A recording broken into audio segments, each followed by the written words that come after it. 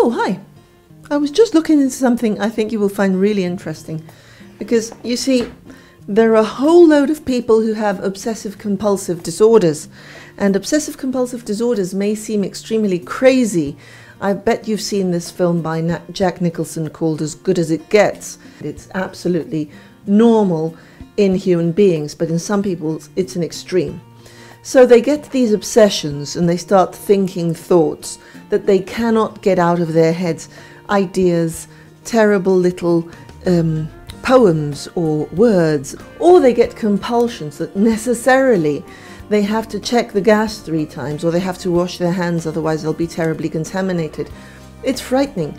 The amount of suffering is horrendous that enable them to get on with the rest of their lives. They take up lots and lots of time, lots of energy, and give them a terrible social stigma. They wish they could get rid of it. We can get rid of it. It's a clinical problem, but I'd like to get into where it comes from and what it means. Slightly to the other side, and not into traditional normality, we have obsessive-compulsive personality disorders, and those are those famous people that we all know. There are lots of them around us who are very competent and fabulous people when it comes to order, but they're slightly rigid and stingy sometimes. And these are the people who want everybody sitting in their place. They have a number of rules. You have to follow the rules very carefully. You cannot do things in a spontaneous way. Things have to be carefully planned. The good side of this is that everything is very predictable, everything is very organized, and things function very smoothly as long as they do not leave the track. Outside the track, horror, terror. The good news about these 2 disorders is there is clinical treatment for them, and we can get help from a professional. Sometimes medication is needed. The question somebody just asked me was, do they ever become cured? No, not cured, because if you were born a Chihuahua, you were born a Chihuahua, and if you were born a Doberman, you were born a Doberman. But believe me, there are brave Chihuahuas and there are very tame Dobermen, so perhaps we can think about it from that point of view. How to make something that has to do with our inherent personality become simply a way of being in life, a tendency instead of a stigma, instead of something that doesn't let us live properly and fully. Okay, so what's so normal about obsessive-compulsive disorders or personalities? Fine, you're wondering, yeah. Well, if you think about yourself, about us, we're just tiny little creatures in the middle of the universe, like the little shrimps that live in that little globe I have in my office.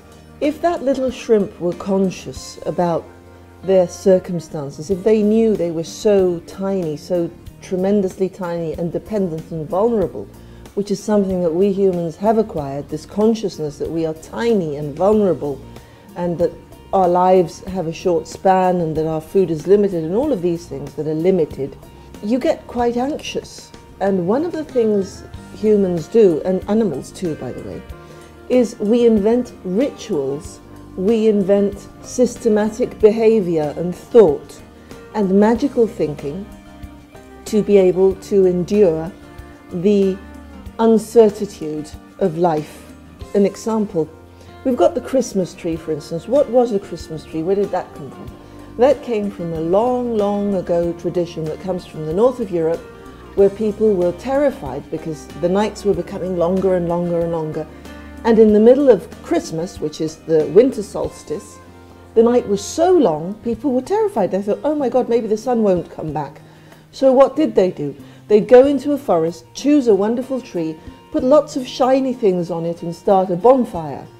And that was supposed to remind the sun, hey you, why don't you come back? There's plenty of light over here, it's similar to this, so come back and give us some more light. And this magical thinking process is part of our cultures, and in some of the individuals in our cultures, it is extremely acute. We have to become conscious of our magical thinking, and we have to start leaving our magical thinking aside and starting to get into practical thinking and doing practical things so that our lives are better. We have to soothe the anxiety that produces, and that can be done with psychotherapy, that can be done with medication or with both. And eventually, slowly, the same as in many of our cultures, you start moving into a more scientific era instead of such a ritual, such a magical era of thought.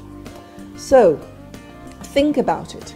Tradition is fantastic because it helps us mark time, it helps us mark passages, it helps us mark little things that we have accomplished, and it helps us celebrate that we're still alive, that we're making it. But it can also become a treadmill, a trap, something that doesn't let us go ahead. And that's exactly what we ought to be doing with our fight between tradition and obsessive compulsive disorder.